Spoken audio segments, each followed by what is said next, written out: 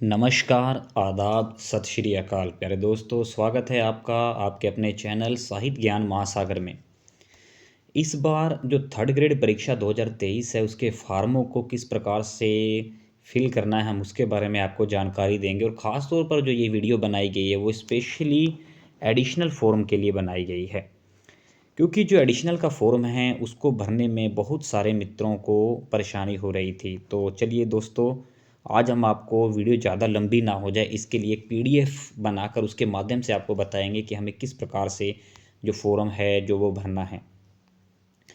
दोस्तों, हम सबसे पहले चलेंगे अपने गूगल क्रोम पर। आप गूगल क्रोम पर जाने के बाद आप सर्च बार में एसएसओ पोर्टल डालेंगे, राजस्थान सिंगल साइन ऑन।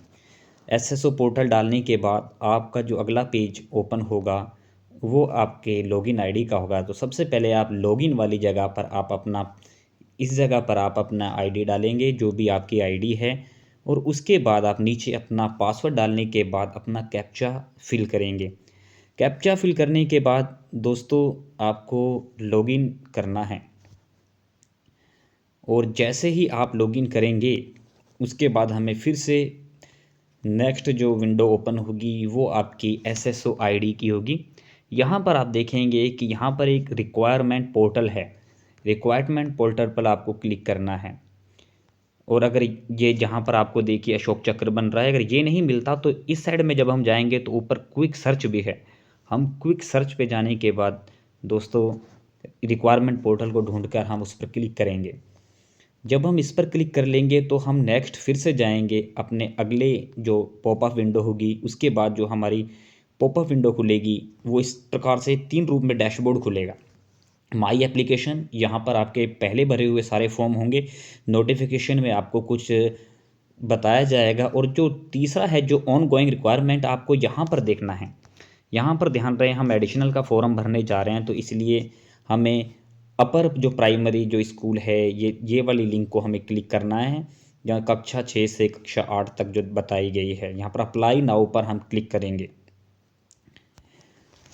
जैसे ही हम अप्लाई नाउ पर क्लिक करेंगे तो हमारा जो अगला पेज ओपन होगा जिसमें हमसे सब्जेक्ट के बारे में पूछा जाएगा। मैं इस समय आपको टीचर लेवल 2 पंजाबी के बारे में बता रहा हूं। जो ये वाला जो लिंक है हमें इस पर क्लिक करना है।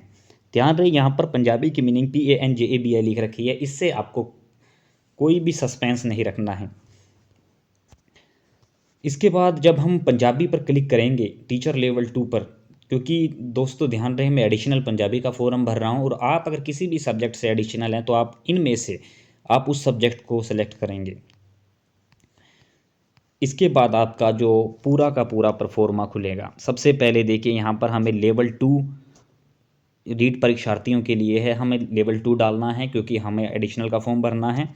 इसके बाद हम अपना रोल नंबर डालेंगे नंबर 2 पे, जहाँ पर हमने 2022 भर रखा है। फिर आप अपना रोल नंबर डालेंगे। यहाँ पर रीट परीक्षा वर्ष 2022 है, लेवल 2 है, और फिर आप अपना रोल नंबर डालोगे। और जैसे ही आप गेट डेटा पर क्लिक करोगे, यहाँ पर जैसे ही आप गेट डेटा पर क्लिक करते हो तो दोस्तों वहाँ पर आपको सीधा एक आपका जो फैच होगा उसको आपकी डिटेल को फैच कर लिया जाएगा। फिर ऑटोमेटिक आपका नाम आ जाएगा, जो भी आपका नाम है। दोस्तों ध्यान रखना है यहाँ पर आपको अपने नाम को सही तरीके से देखना है। जेंडर हमें देखकर भरना है, मेल फीमेल या ट्रांसजेंडर जो भी आपके ऊपर अप्लाई होता है। इसके बाद पिता के नाम को चेक करना है। पिता के नाम के बाद आप माता के नाम को चेक करना है। फिर इसके बाद आपकी डेट ऑफ बर्थ होगी, डेट ऑफ बर्थ को भी आप चेक कर सकते हैं। और इसके बाद दोस्तों आपको हमारे जो नीचे जाना है स्क्रॉल डाउन करते हुए। इसके बाद आपकी जो श्रेणी होगी, मैं यहाँ पर जो फॉर्म अप्लाई कर रहा हूँ वो गुर्जर जाति से संबंधित हैं, इसलिए मैंने MBC नॉन क्रीमी भरा है। और आप जिस भी जाति से संबंधित होंगे आप इस पे दर्ज करेंगे। इसके बाद विशेष दिव्यांगजन नोट एप्लीकेबल है, क्योंकि जिसका मैं फॉर्म भर रहा हूँ अगर आपके साथ ये अप्लाई होता है तो आप इसको यस करेंगे, श्रेणी लिखेंगे। और अगर आप इसमें यस करते हैं तो आपकी जो श्रेणी आपको दर्शानी होगी। धर्म, मैंने हिंदू धर्म भरा है, आप अपना धर्म भरेंगे। वैवाहिक स्थिति मैरिड अनमैरिड या आपका जो भी है। उसके बाद जीवन साथी का नाम लिखना है आपको। इसके बाद दोस्तों इस वाले कॉलम को थोड़ा ध्यान से भरना है हमें, क्योंकि हमें पहले जो 1 जून 2002 से पहले के जितने भी बच्चे हैं जो मैरिड लोग हैं उनको दर्शाने हैं। उसके बाद कितने हैं उतने दर्शाने, फिर टोटल दर्शा देने हैं। और ध्यान रखें जो अनमैरिड हैं वहाँ पर भी बच्चों का ऑप्शन पूछा गया है, इसलिए वो व्यक्ति भी 00 दर्शाएं। इसके अलावा आप अपना मोबाइल नंबर फिल करेंगे। मोबाइल नंबर फिल करने के बाद आपको कर्मचारी चयन बोर्ड के द्वारा, जयपुर के द्वारा व्हाट्सएप नंबर भी मांगा गया है, तो आप अपना एक व्हाट्सएप देंगे। इसके बाद आप अपनी ईमेल को चेक करेंगे कि आपका जो ईमेल है वो बिल्कुल सही है या नहीं है। आधार आईडी, हम इसके बाद जब हम जाएंगे तो हम अपनी आधार आईडी को चेक करेंगे कि जो आपकी आधार आईडी है आप उसको दर्शाएंगे। ध्यान रहे आधार आईडी आपको थोड़ा देखकर भरनी है जिससे कोई गलती ना रहे। इतना कर लेने के बाद हम आगे जाएंगे तो अप्लाइंग फॉर के लिए जो आवेदन होगा उसमें क्या आप राजस्थान के अनुसूचित क्षेत्र से संबंधित हैं, क्योंकि ध्यान रहे कि आप इसको पढ़ सकते हैं शेड्यूल जो एरिया है यानी कि टीएसपी का एरिया, हम अगर आप लोग उसमें आते हैं तो आप यस करेंगे, अन्यथा आप नो करेंगे। आपकी पोस्ट श्रेणी जर्नल एजुकेशन की है या फिर स्पेशल एजुकेशन की, आप उसमें से दर्शाएंगे। विशेष श्रेणी के लिए आप आवेदन कर रहे हैं, यस या नो में आप करेंगे। उसके बाद आपको पत्राचार के लिए अपना पता लिखना है। पते में आपको अपना विलेज पोस्ट लिखकर तहसील या फिर जिला दर्शाना है। नीचे आपका राज्य होगा, आपको राज्य चुन लेना है। उसके बाद आपको अपना जिला और ज़िले के बाद आपको अपना गांव या शहर चुनना है। इसके बाद आपको अपना एक पिन कोड भी दर्ज कर देना है। फ़ोन नंबर की जगह आप पहले मोबाइल नंबर दे चुके हैं तो इसको भरना अनिवार्य नहीं है। इतना भर लेने के बाद अब हम अगले पेज पर जाएंगे। जो अगला हमारा जो होगा हम आगे नेक्स्ट करेंगे, और नेक्स्ट करने के बाद जो हमारा अगला जो खुलेगा वो होगा हमारा जो पर्सनल डिटेल में, उसको हम भरेंगे। पहले हमने बेसिक डिटेल भरा है। तो यहाँ पर देखिए आपसे कोई ज़्यादा चीज़ें नहीं पूछी जा रही हैं। दोस्तों हमें ध्यान रखना है, यहाँ पर हमें सबसे पहले अपनी राष्ट्रीयता जो कि नेपाल, भूटान या इंडिया में से मांगी गई है, आप जिस भी क्षेत्र से संबंधित हैं आप उसको दर्ज कर सकते हैं। निश्चित है आप लोग इंडियन हैं तो आप इंडियन भरें। इसके बाद अपना गृह राज्य राजस्थान और उसके बाद होम डिस्ट्रिक्ट जो भी आपकी होगी आप उसको दर्ज करेंगे। इस वाले कॉलम को आपको बहुत ध्यान से देखकर भरना है, क्योंकि अगर आपका होम डिस्ट्रिक्ट गलत होता है तो निश्चित है कि आपका जो एग्ज़ाम सेंटर होगा वो वहाँ पर रखा जा सकता है अगर गृह जिले को प्राथमिकता दी जाती है। इसके बाद हम स्पेशल श्रेणी के बारे में बात करेंगे। तो इसको हमको, क्या आप भूतपूर्व सैनिक हैं? अगर आप हैं तो यस करेंगे, और अगर यस करते हैं तो आपको उससे संबंधित डिटेल देनी होगी, अन्यथा आप नो रहने देंगे। क्या आप उत्कृष्ट खिलाड़ी हैं? इसमें भी अगर आप हैं तो यस, अन्यथा नो। इसके बाद हम जब आगे जाएंगे तो आगे हमारा पूछा जाएगा क्या आप मौजूदा राज्य सरकार के कर्मचारी हैं? यहाँ पर केवल स्थायी कर्मचारियों के लिए पूछा गया है, तो अगर आप हैं तो यस करें, अन्यथा आप नो करें। इसके बाद देखिए ये वाला कॉलम सबसे ज़्यादा महत्वपूर्ण है। ध्यान रहे दोस्तों इस कॉलम को बहुत सोच समझ कर भरना है, क्योंकि बहुत ज़्यादा अभ्यर्थी हैं जो केवल फीस बचाने के चक्कर में इस वाले ऑप्शन को यस सेलेक्ट कर लेते हैं। इसका मतलब यह है कि अगर आपके परिवार की वार्षिक आय 2.5 लाख रुपए से कम है तो आप इस ऑप्शन को यश करेंगे। ध्यान रहे अगर आपका सिलेक्शन होता है तो वेरिफिकेशन के समय आपसे 2.5 लाख रुपए से कम रुपए का आयकर प्रमाण पत्र मांगा जाएगा, जो अनिवार्य होगा। अगर आप 2.5 लाख से कम की सीमा में आते हैं तो आप यस कर सकते हैं, अन्यथा आप इसको नो करेंगे। इसके बाद हम आगे जाएंगे तो आप निम्नलिखित कर्मचारी वर्ग के अंतर्गत आवेदन करना चाहते हैं तो इसको आप नो रहने देंगे, क्योंकि यहाँ पर ये ज़्यादातर सरकारी कर्मचारियों के से संबंधित है। और नीचे है एनी एडिशनल एज रिलैक्सेशन, क्योंकि हम यहाँ पर ध्यान रहे कि नोट एप्लीकेबल करेंगे और जो सरकारी कर्मचारी हैं तो वो अपने हिसाब से इसको भरेंगे। इसके बाद हम आगे नेक्स्ट वाले ऑप्शन पर क्लिक करेंगे। हम देख रहे हैं कि यहाँ पर नेक्स्ट है और इस नेक्स्ट वाले ऑप्शन को हमको क्लिक करते हुए आगे की ओर बढ़ना है। जैसे ही हम नेक्स्ट पर क्लिक करेंगे तो हमारा अगला पेज ओपन होगा जिसमें हमको क्वालिफिकेशन एंड एक्सपीरियंस भरना है। ध्यान रहे दोस्तों ये वाला कॉलम आपको बहुत ही ध्यान से भरना है, सबसे ज़रूरी है। और यहीं पर देखिए एडिशनल वाला जो ऑप्शन है आपको उसको ध्यान से समझना है। सबसे पहले हम ऊपर जो यहाँ पर बॉक्स है इसके ऊपर हम टिक करेंगे, क्योंकि बॉक्स के ऊपर टिक करना अनिवार्य है। बॉक्स के ऊपर टिक करने के बाद दोस्तों अब हम इसको सबसे पहले देखिए, इसको ध्यान से समझेंगे। सबसे पहले आता है सेकेंडरी, आपकी जो 10वीं की मार्कशीट है आप उसको भरना है। दोस्तों ध्यान रहे, आपको कोशिश करनी है कि आपको संपूर्ण भरना है, कुछ भी चीज़ शॉर्ट में नहीं लिखनी। जैसे विषय समूह में ऑल सब्जेक्ट लिखना है आपको, क्योंकि आपको जो बोर्ड के द्वारा शब्द सब्जेक्ट दिए गए वो आपने सेलेक्ट किए।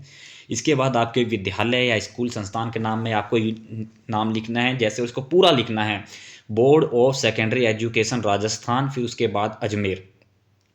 इसके बाद आप अपना रोल नंबर डालेंगे। रोल नंबर डालने के बाद आप देखेंगे कि आप परसेंटेज बेस से हैं या किस बेस से हैं, और परसेंटेज के बाद इस जगह पर आप अपना सन लिखेंगे कि आपने किस सन में आपने 10वीं की, और यहाँ पर आप अपनी 10वीं की परसेंटेज डाल देंगे। और अगर आपसे कुछ गलती हो जाती परसेंट डालने में तो आप क्रॉस के निशान पर क्लिक करके दोबारा से भी डाल सकते हैं। इसके बाद दोस्तों अब आपको यहाँ पर ध्यान देना है कि जो सबसे ज़्यादा महत्वपूर्ण है वो है एडिशनल। इस पे हमें दोस्तों ध्यान देना है कि अगर हमने एडिशनल की डिग्री है और हम एडिशनल से फॉर्म अप्लाई कर रहे हैं तो हमें यहाँ पर इसको जब क्लिक करेंगे तो वहाँ पर हमारे पास एडिशनल बीए, एमए और अदर डिग्री मांगी जाएगी। तो हमें जो ग्रेजुएशन एडिशनल है उसके ऊपर हमें सेलेक्ट करना है। उसके बाद हमें अपनी सब्जेक्ट शो करनी है कि हमने किस सब्जेक्ट से एडिशनल की जो डिग्री है वो की है। उसके बाद हम अपनी यूनिवर्सिटी का नाम लिखेंगे, पूरा नाम लिखेंगे, महाराजा गंगा सिंह यूनिवर्सिटी बीकानेर। इसके बाद हम एडिशनल के जो रोल नंबर हैं उनको दर्ज करेंगे। एडिशनल के रोल नंबर के बाद हम हमारी परसेंटेज बताएंगे, उसके बाद कौन से सन में हमने की और हमारी उसमें परसेंटेज क्या है, हम इन चीज़ों को दर्शाएंगे। इसके बाद दोस्तों हमारा जो अगला कॉलम आता है नंबर 3, ये अनिवार्य है और ये हमें दर्शाना है बैचलर ऑफ एजुकेशन, यानी कि आपने बीएड किस वर्ष से की है। आप जब इसको ओपन करेंगे तो आपके पास बहुत सारे बीएड के ऑप्शन आएंगे। आप 1 साल से बीएड हो, या फिर आप स्पेशल एजुकेशन से बीएड हो, या फिर 2 साल, 3 साल, 4 साल, या फिर आप बीएड हो। तो आप उनमें से 1 साल वाला जो बीएड होंगे, 2015 से पहले के जो व्यक्ति हैं वो 1 साल के बीएड हैं, उसके बाद वाले 2 साल वाले हैं। तो आप अपनी डिग्री के हिसाब से यहाँ पर दर्ज कर सकते हैं। ध्यान रहे दोस्तों, बहुत सारे लोगों का ये भी कहना है कि यहाँ पर जो अंतिम ऑप्शन है आपको वो भरना है, तो आप चाहो तो उससे भी भर सकते हो। और लेकिन ज़्यादातर जो डिग्रियाँ हैं वो 1 साल की हैं, 1 साल का एजुकेशन है, क्योंकि वो वाला एजुकेशन शिक्षा शास्त्र से भी माना जाता है। तो लोगों के तर्क बहुत सारे हैं, इससे कोई फ़र्क नहीं पड़ता दोस्तों। पर ध्यान रहे कि आपको ये तय होना चाहिए कि आपका 1 साल वाला है या 2 साल वाला है। इसके बाद आप इस जगह पर जो आपने सब्जेक्ट लिया है, जैसे यहाँ पर मैंने हिंदी सोशल साइंस डाला है, तो आपकी बीएड में क्या सब्जेक्ट है आप उसको दर्ज करेंगे। इसके बाद जो अगला है, आप यहाँ पर यूनिवर्सिटी का नाम डालेंगे। जैसे मैंने यूनिवर्सिटी ऑफ राजस्थान जयपुर डाला है, आप अपनी यूनिवर्सिटी डालेंगे और इस जगह पर आप रोल नंबर भरेंगे। दोस्तों ध्यान रहे, मैंने यहाँ पर एज इज रखा है क्योंकि ये दूसरे व्यक्ति का फॉर्म है, तो इसलिए जो गोपनीयता को ध्यान में रखते हुए इस पर ब्लैंक किया गया है। इसके बाद आप अपनी परसेंटेज शो करेंगे, आप अपना सन और आप अपनी जो टोटल परसेंटेज है आप उसको दर्ज करेंगे कि आपने कितनी परसेंटेज हासिल की है।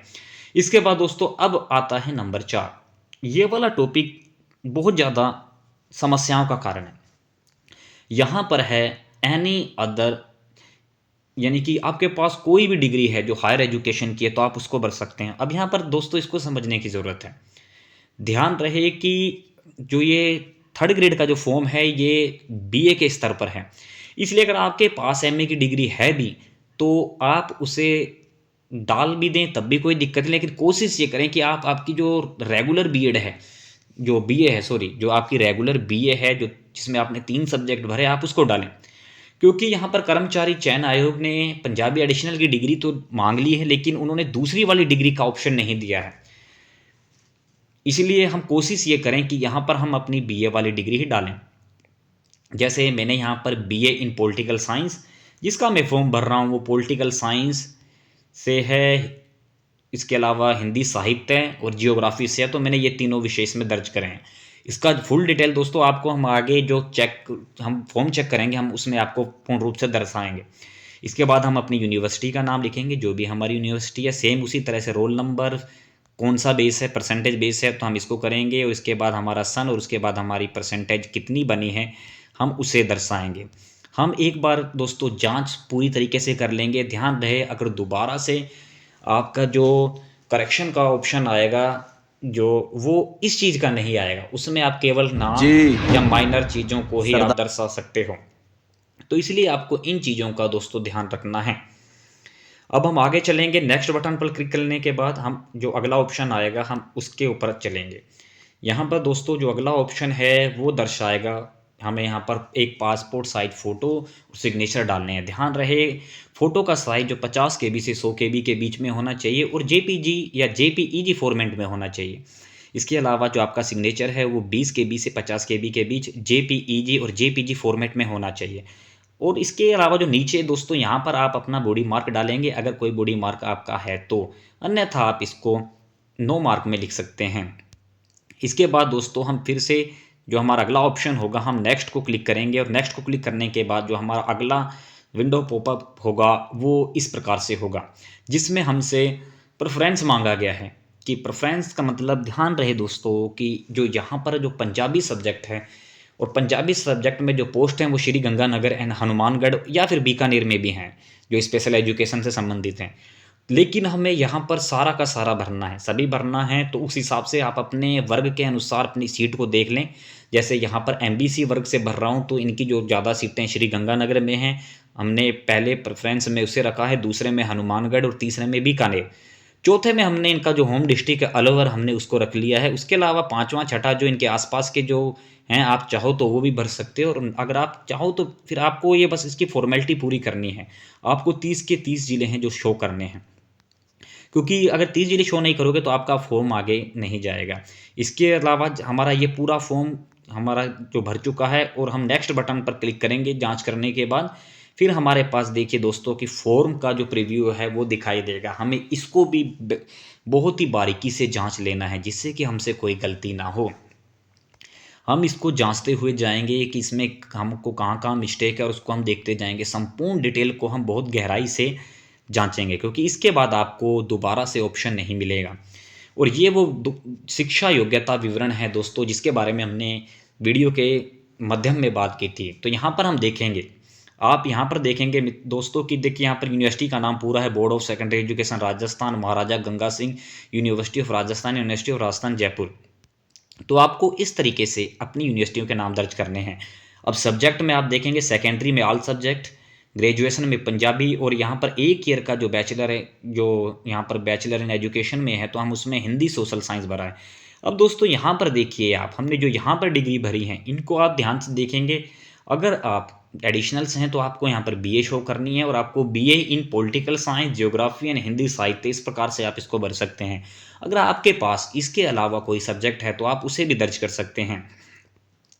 यहाँ पर दोस्तों काफ़ी असमंजस है कि हमें यहाँ पर भरना क्या है, तो आप इस तरीके से उसको भर सकते हैं बीए इन पॉलिटिकल साइंस या जो भी आपके पास सब्जेक्ट इससे संबंधित है।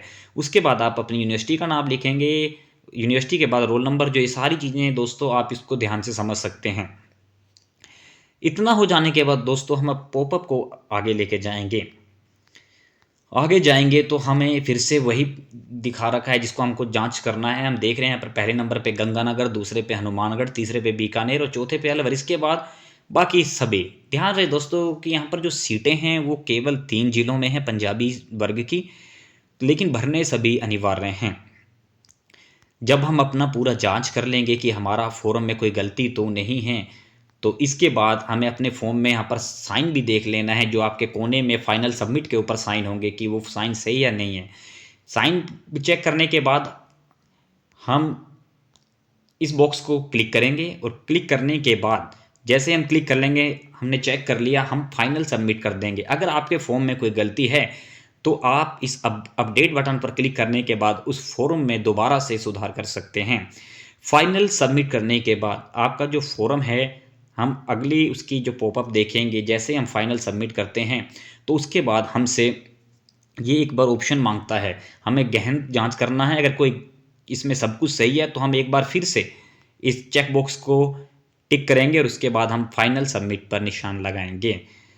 फाइनल सबमिट पर निशान लगाने के बाद दोस्तों जो हमारा जो नेक्स्ट होगा वो आपका पेमेंट गेटवे होगा। पेमेंट गेटवे में ये केवल टेम्पररी है, तो इसलिए यहाँ पर आपका जो कितनी फ़ीस लग रही है, जो 250 रुपये, उसके अलावा जो जीएसटी या एक्स्ट्रा लगेगा वो बात अलग है दोस्तों।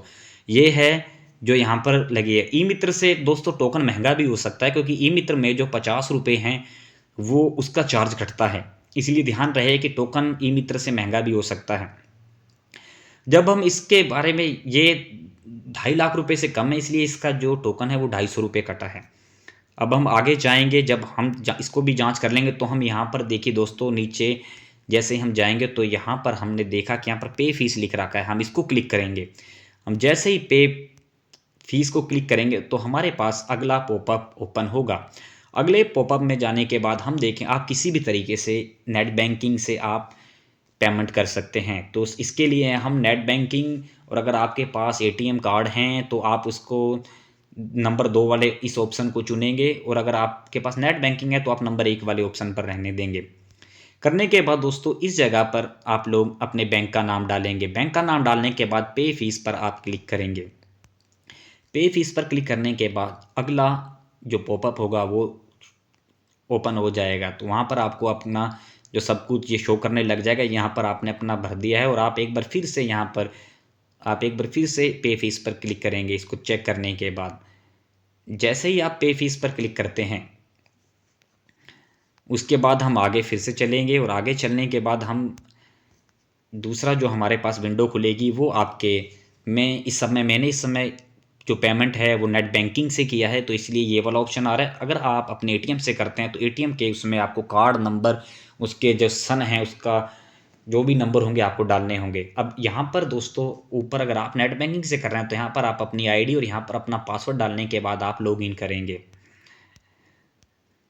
लॉगिन करने के बाद हमारे पास अगला जो विंडो ओपन होगी वो इस प्रकार से होगी। हम इसकी जांच कर लेंगे, और जांच करने के बाद हम दोस्तों कन्फर्म के निशान पर टिक करेंगे। कन्फर्म हो जाने के बाद हमारे पास एक ओटीपी प्रक्रिया जाएगी। हम देखेंगे कि हमारे जो भी रजिस्टर्ड मोबाइल नंबर होगा उस पर ओटीपी गया होगा, और आपको वो ओटीपी यहाँ पर दर्ज करना होगा। जैसे ही आप पेमेंट के लिए आप ओटीपी दर्ज करते हैं, ओटीपी दर्ज करने के बाद आपको कन्फर्म दबा देना है, और कन्फर्म दबाने के बाद आप जैसे ही ओटीपी दर्ज करते हैं, कन्फर्म करते हैं, तो आपकी जो फीस रसीद आपके सामने आ जाएगी। ये वाला पेज आपके सामने होगा। आप अगर चाहें तो इस पेज को रिफ़्रेश ना करें, आपको ये डायरेक्ट गेटवे पर, डैशबोर्ड पर ले जाएगी। और अगर आप इसको करना चाहते हैं तो आप क्लिक हेयर पर क्लिक करेंगे। इसके बाद आपके फॉर्म का जो प्रिंट प्रीव्यू होगा वो आपको दिखाई देगा। ऐसा होने के बाद दोस्तों आपके फ़ोन में प्रिंट आ जाएगा। प्रिंट आने के बाद आप चाहो तो यहाँ पर दोस्तों प्रिंट ले सकते हो। आपके जो ये फ़ीस रिसिप्ट का प्रिंट होगा, और इसके बाद फॉर्म एप्लीकेशन का प्रिंट होगा। आप पहले फ़ीस रिसिप्ट का प्रिंट ले लीजिए, फिर आप एप्लीकेशन का प्रिंट ले लीजिए। और अगर आप मोबाइल से भर रहे हैं तो दोस्तों आपको ये साइट बार बार बैक नहीं करती। आप एक बार रिसिप्ट लेने के बाद आप एप्लीकेशन की जो प्रिंट हैं वो पीछे अपने होम पेज से भी ले सकते हैं, जहाँ पे आपका एसएसओ पोर्टल ओपन होगा।